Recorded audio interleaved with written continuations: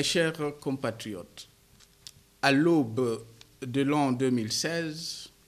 il m'est un réel plaisir de présenter mes vœux le meilleur, de paix, de bonne santé et de prospérité à tous égards, à chacune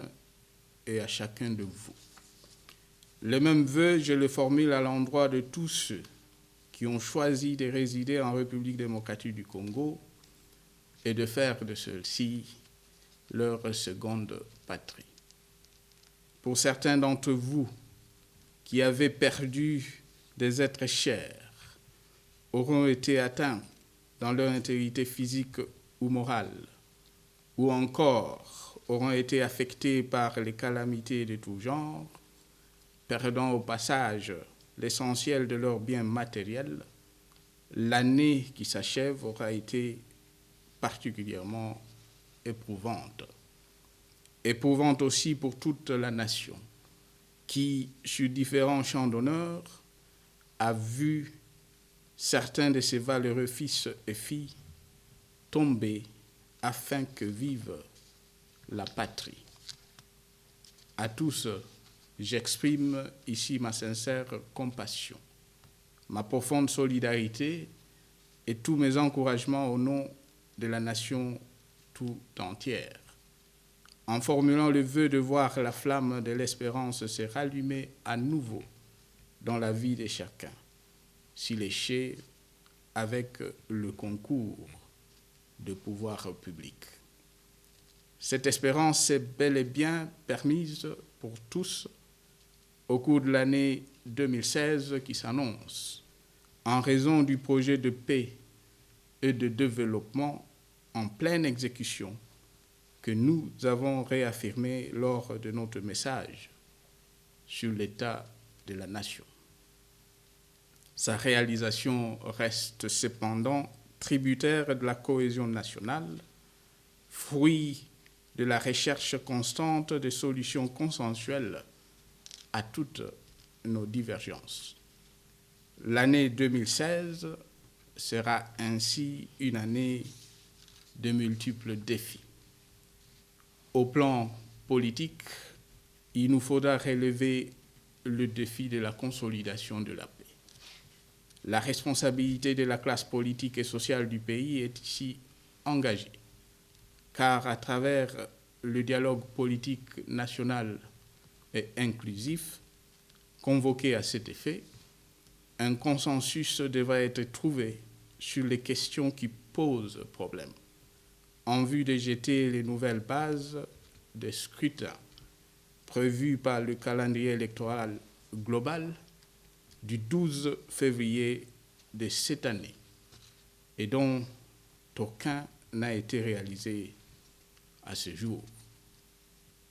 Aussi, le défi du développement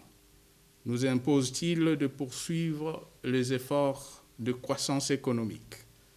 et de modernisation des infrastructures de base entrepris dans tous les secteurs de la vie nationale, afin de transformer chaque jour qui passe l'environnement physique de nos villes et de nos campagnes au moyen d'une bonne gestion des ressources mobilisées et d'une mise en valeur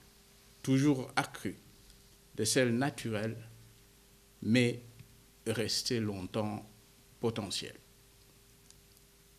Et les Congolaises et Congolais étant au centre de toute notre action, l'incidence de ce double effort continuera à jaillir sur le social de nos populations, à travers la création de nouveaux emplois,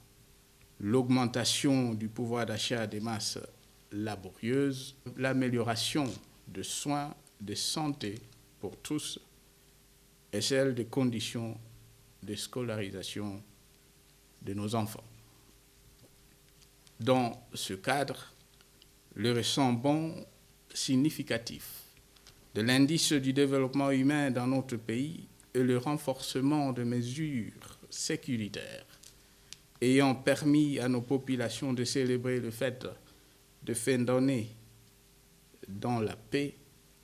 nous réconforte en même temps qui nous interpelle sur la nécessité de maintenir le cap de notre action pour le bien-être et l'épanouissement total de notre peuple. Je continuerai donc, au cours de l'année 2016, à œuvrer sans relâche à la promotion d'un processus électoral crédible et apaisé, mais également à l'amélioration des conditions de vie de tous nos concitoyens et de leur sécurité, en vertu des prérogatives, mais reconnues par la Constitution et les lois de la République. Comme pour les années antérieures, votre concours à nos côtés, chers compatriotes, nous sera d'une grande utilité. Tous donc, restons constamment mobilisés pour la paix, la cohésion nationale et l'unité de notre pays, gage de la stabilité plus qu'indispensable pour l'émergence de notre cher et beau pays. Que Dieu bénisse et protège la République démocratique du Congo. Mes chers compatriotes, bonne et heureuse année 2016 à tous. Je vous remercie.